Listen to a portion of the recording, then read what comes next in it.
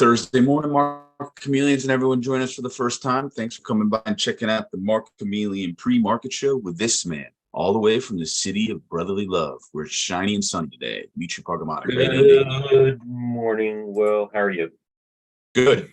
How is the weather down there? It's a little cloudy here, actually, as I'm looking out. Oh, no, today actually is pretty nice. I went with my wife to walk Mocha in the morning, and I thought it was going to be cold, but it was actually like really nice today. Yeah, and yesterday it touched 68. It's like spring, feels like. Yeah, I think it's going to be in the 60s today. So nice. You want to start with the disclaimer? Yeah, nice.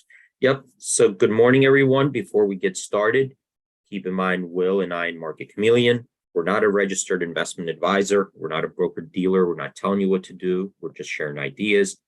If you need advice, call your registered investment advisor, call your broker. That's what they're there for, to give you advice, provide you with guidance. There's the disclaimer. Excellent. And let me share my screen. If anybody's joined us for the first time, we do this show every morning to try to answer questions you may have about Market Chameleon tools, data analytics. If you wanted to discuss a strategy or something unusual you've seen in the market, you could bring that to our attention, share that with the rest of the community so all the members get to benefit from that.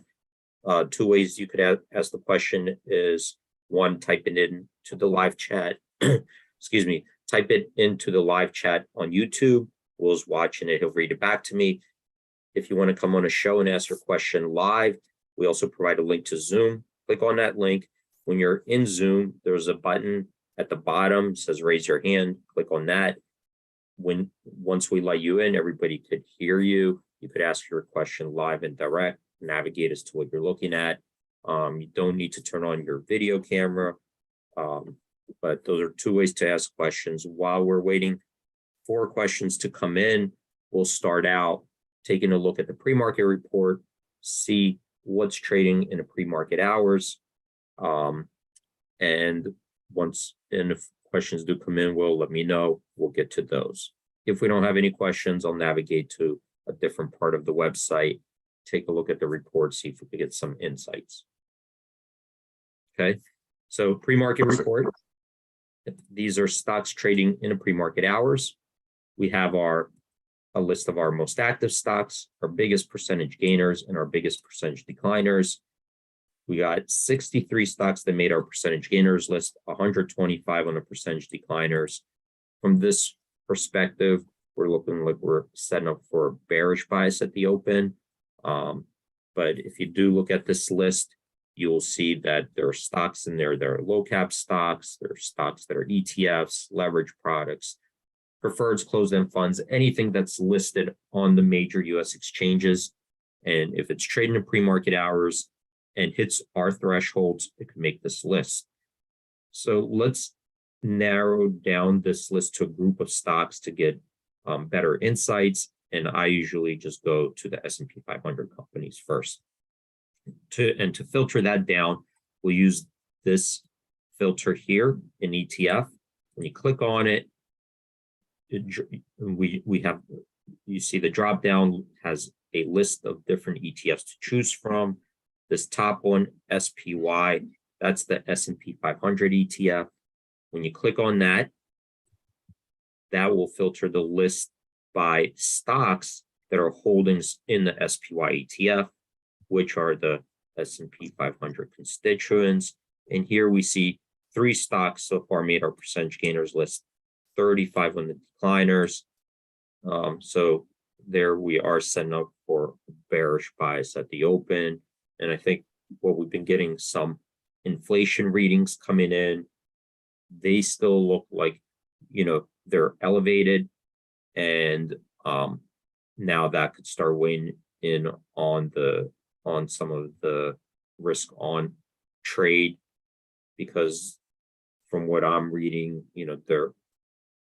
some of the banks forecasters are starting to raise that peak interest rate or end interest rate to, now going maybe 5.5%. I've even seen some go as high as 6%, where, the Fed might have to take us to get that inflation down to their target level of 2%. On the other hand, you're also starting to hear the argument that maybe the Fed's real inflation target is not 2%. And maybe that they're saying that it is 2%, but they're going to allow it to run higher for a longer period of time. And if that's the case, then people who do believe in that might be putting on the risk on trade, because that means they might not be as aggressive fighting inflation as some people might think, sending us into an economy that will decline. So right now there's that battle going on, what they're going to do, and I'm sure we'll hear from some of them later this week, because the Fed officials have been out there like every week talking about interest rates, inflation, and what they're seeing. So I guess, if we didn't have any questions yet, what I'll do is maybe navigate to SPY. We did have Rob shared an article with us about options, that the popularity of zero DT options. So options that are expiring today. Okay, so a lot of customers right now are using those zero DT options, and let's go show you guys what we mean. So here's SPY. This one will be one example. And if we go here, options activity, this report here lists the different expirations in SPY, and then the related analytics for that expiration. And when we talk about the zero DTE, February 15th, yesterday expired. But if you're trading February, yesterday, if you're trading that expiration, you're trading really an option that has zero DTE. It would expire that day, right? And that's where, we see that zero DTE. If we look at the volume, yesterday, 3.3 million contracts just in February 15th expiration, which represented 45% of all the volume that traded in SPY. So you can see a big concentration. The most popular expiration is the zero DTE, right? And a big concentration there. Nearly half of all the volume is in that zero DTE option. And if you go out 1 day or 2 days, you could see that those are the next highest percentage of the volume. And as you go out further, it's less and less. So big concentration in very short-term dated options. The most popular, that option that expires same day. And I think if we take a look at like some other, what QQQ might have, let me just check really quickly. I'll come back to SPY. So here's QQQ, February 15th, and you could see 37.8% of all the volume in QQQ was in that zero DT, which if we looked at any single expiration, was the most popular. So I'm going to come back here. And just before we discuss this a little bit further, I want to click on this volume just to see how it's distributed. So this is the February 15th expiration. And here's how the volume's distributed. That 93% of all the volume is in a single leg trade, either a call or put, and it's evenly split, call and put 50-50. Not a lot of multi-leg strategies, only 7%. So multi-leg strategy would be a call spread, could be iron condor or butterfly. So there are different multi-leg strategies that you can use, but that's not what's going on for the most part. There's some, but not a lot. And what people are, the way they're using those options are basically straight, call or put, buying or selling. Okay. And you could see that, so basically the concentration of it is right around the at the money, which was yesterday 412. Where do we close here? 414. So right around wherever the stock is trading, you start seeing more of more of the volume around there, maybe even a little bit in the wings, but mostly at the monies. And you could see that this expiration, what was happening, this February 15th expiration, there's nothing really special about it. It just, the only thing is once it reached that point where it's expiring, that's when the volume, really spiked up. So this is the day before, the day of, that's where mostly people are concentrating. And I am looking at this a little bit closer because I tended to try to maybe avoid creating tools and talking about it, but I'm starting to maybe understand and even create tools around the zero DTs, and I'll tell you guys why. The article itself, JP Morgan, I think it was, and if Rob's there, correct me, I think it was JP Morgan was reporting some of the risk with the zero DTE options. Basically, people are selling options, a lot of them, they're establishing short gamma positions that if the market has to move, they have to cover. And if they're covering short gamma, that could accelerate the movement in the stock, right? Because what will happen is that the stock itself will start to move not on fundamentals, but basically on a position, driven gamma risk, where it's not moving because of any type of specific news or repricing, but just because there's a lot of people that need to start hedging once things cross because of the way derivatives work. And of course, that can be a risk, and there's always risk to options. It doesn't matter even if you go out further out in time, if the markets are moving and you're sure you're still going to have to cover. So there's some risk to it because it has more gamma as you get closer to expiration. But even if you do an option that's far out, that option eventually will get to zero DTE. But here's my take on, is this more risky for people who are actually trading this? And why are they trading this? Why are they going to this option instead of going to this? Is it rational instead of going out further in time?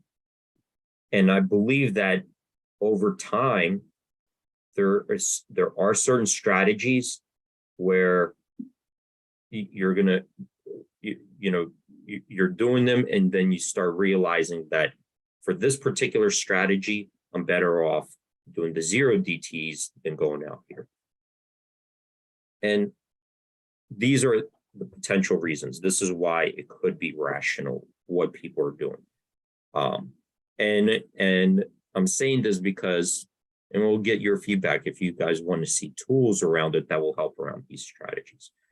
So number one, wherever I'm seeing these zero DTs, they're happening in, first of all, stocks, like SPY, QQQ, where it's not like nobody should know, right? Nobody really knows what's going to happen to the market today, right? So when they're doing it, they shouldn't have a big informational disadvantage, because it's really, nobody knows. You could do your homework on a specific stock, but it's hard to say if the stock market is going to go up or down. There are way too many players, millions and millions of people, that are participating in the market, putting in orders, and there's no way one person or somebody could predict that or manipulate that. So that's one thing. When you're trading options, you want to do it where you don't think you have a informational disadvantage. Okay, so I would say that that's rational, that it's happening like in SPY QQQ. The other thing with options is when you're trading options, a large part of the risk, especially from the sell side, is that overnight gap. So when the market closes, and when the markets close and news comes out, you cannot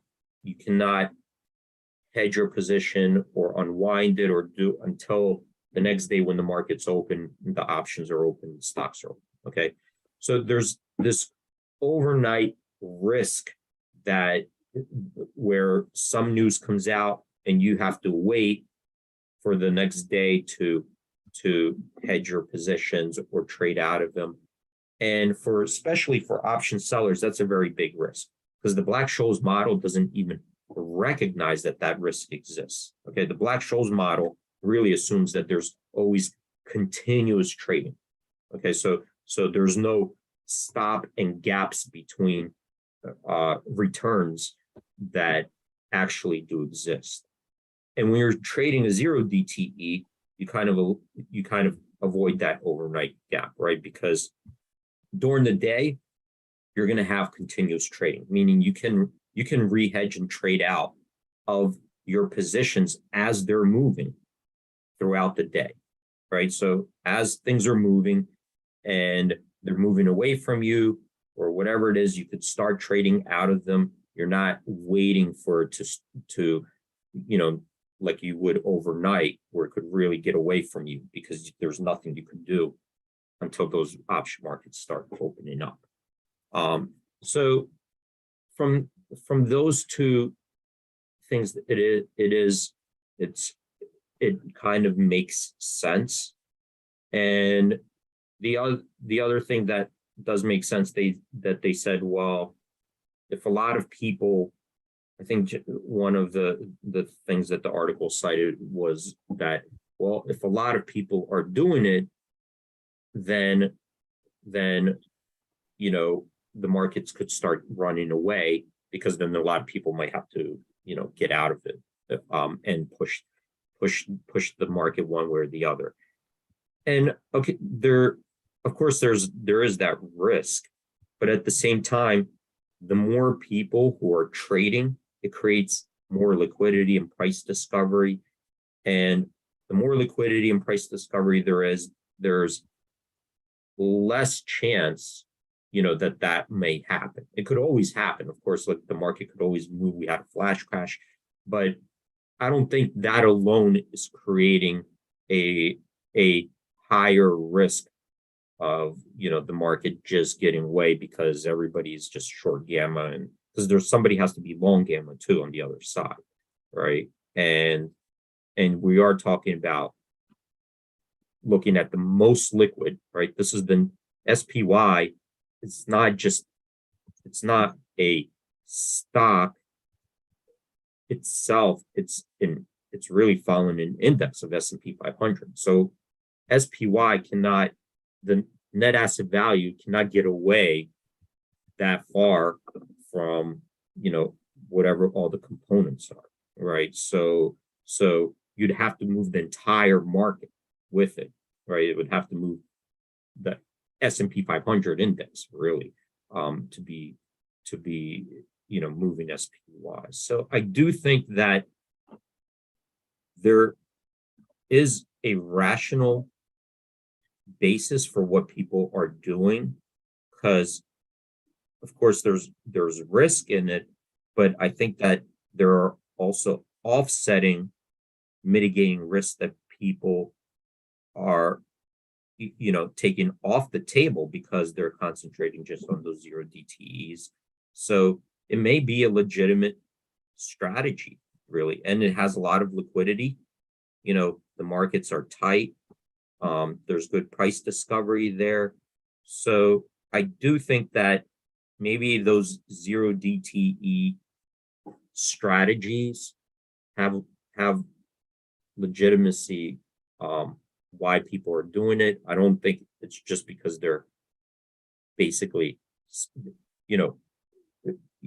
just speculating and not knowing. I think that they are trying to take off certain risks off the table that they don't want to carry when you're dealing with selling options. Yeah, we actually had Laurent is on, and I think a couple days, maybe a week ago, it was going into the consumer, the CPI. Maybe he was thinking about, doing a 0 data expiration. He wanted you to look at the SPY skew, and so right. I mean, right. people could be doing all sorts of things.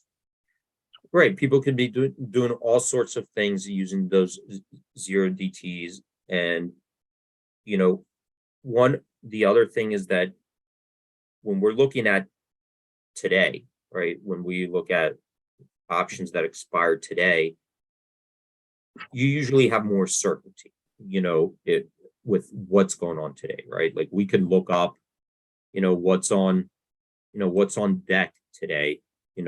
Well, here we go. We got FOMC speakers. Well, that's 8:45. So after we get all these coming out in the morning. So these will be already known and priced in. We do have some risks here to economic, figures coming out. We've got FOMC speakers coming out. So those are things that you still have to take into consideration. But at least, those are things that are scheduled events that you could look up, and you could handicap your trades to compensate for those events, right? Because it is much harder, right, to forecast what events or what's going on out into the future, right? So the further you go out, it's harder to know that information. It's harder to forecast it, and like nobody knows for sure what's going to happen in the future. So you do have that type of risk too. But as far as informational edge, that when you're looking at the markets like S&P 500, there's less informational disadvantage than you would in a specific stock, where somebody may be doing their homework or have other information that's harder to come by, and you might be at a bigger disadvantage. But it does if you're focused on something like SPY or QQQ, that it makes sense to me why there are people gravitating to that strategy. I mean, in my head, I was always under the impression that they added these because it was kind of like a loop around the day trading rules. You don't think it's that maybe a lot of these people are trading? Well, so there are people. So I want to separate like day trade. There are day traders out there who are trying to do penny stocks, right? And I don't think that's what's happening. It's not the same crowd. These are, I think, a little bit smarter, more sophisticated betting, and it might not even be just. I don't think it's just simply I'm selling the puts on. They're doing other things within the day within their portfolio. So I don't think it's like the same thing when we hear traditionally day trading. You're like, oh, because you start thinking about there's a big crowd of people, big group of people who want to trade and speculate on penny stocks. I don't think that's what's going on here. No, not Okay? penny stock traders, but there have been people throughout, the last 40 years. They looked for high volume stocks, right? Where Yeah. they're, either trading off charts, whatever, but they're looking for movement and, easy access in and out, like a lot of liquidity.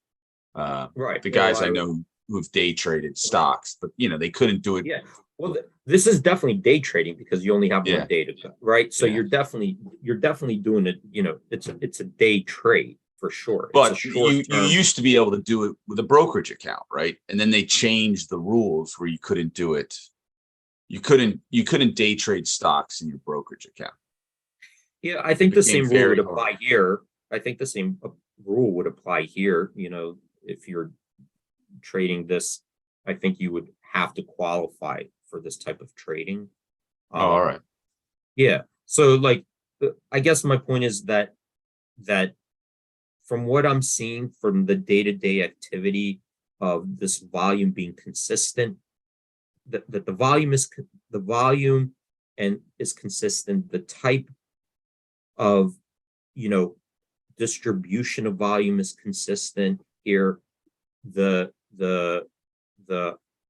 security, the SPYQQ, that's all consistent, and that's indicating to me it's not just like a day trader with $2,000 or $3,000 in his account trying to Yeah, it does say the rule is you have to have 25,000 in your brokerage account to pattern day trade, but it's a stock or any other security.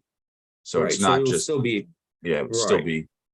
it will still apply there. I think actually for options it might even be stricter. I think that especially if you're selling options, you probably have to go through an extra round of approval. The first time you get approved for options, I don't even know if they allow selling unless you have 10 years experience or something, but you have to go through different stages and rounds of approval to get there. And I'm going to talk a little bit more about it. We could take a look at certain strategies that people are probably using and what they're doing during these periods.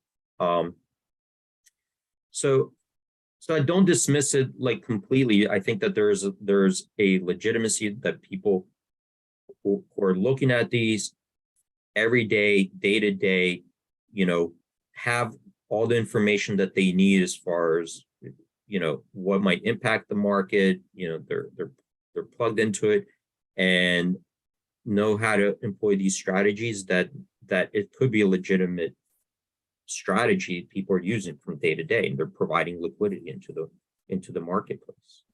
Well, there were two. Rob asked, the decay in options against the volatility is what I'm interested in for zero to day to expiration analysis. I believe that there is less risk there than long-term options if the long-term is, if you are long-term is better. So he feels that maybe being short, the short term is better, and longer. Yeah, the in long either term way, is better. look, they could get very underpriced or they could get very overpriced, and then you could probably use multi-leg strategies that even in the zero DTEs. You could use. I think you could use probably butterflies and even spreads. Call spreads and put spreads to mitigate your risk. You do have to have certain outlook in the stock, but in my opinion, a lot of the people using these zero DTs, it's not necessarily for directional, but the magnitude of moves. There of course there's some directional bias in them, but that's not really the only reason they're doing it. They are doing it because they're looking at what is the likelihood it's going to move 1% in the next, if it's at 12 o'clock, next 4 hours, what is the likelihood it's going to move 0.5% up or down? And they probably do give it a little bit of a directional bias. There's definitely a debate with the crew online. Both Jay and Laurent feel that the 0 days to expiration are gambling and gambling only. So, right. Lauren says, I don't think any research on 0 days to expiration has value. It's mostly the anticipation of a daily gamma squeeze for hedging purposes. So he agreed with Jay, who just said it's gambling in his opinion. So there is a varying opinion about getting into these 0 days to expiration. So I think any information you can bring us, Steve, would be helpful in deciding if there were opportunities. And one last thing, Michael McRae, and we've talked about this for years, wonders if they'll ever have 24-hour or at least longer hours options trading. He'd like to see longer hours. And I think that eventually it'll get to that. I think eventually we'll get to that. That they're going to start extending, the regular trading hours. I think that they're going to start extending the regular trading hours, and then, maybe, because at this point,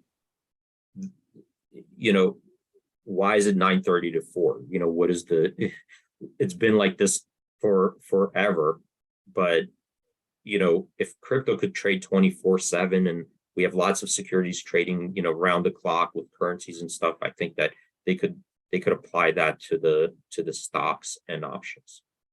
Yeah, and most of the market makers out there are, it's not like they've got to go home at night, right?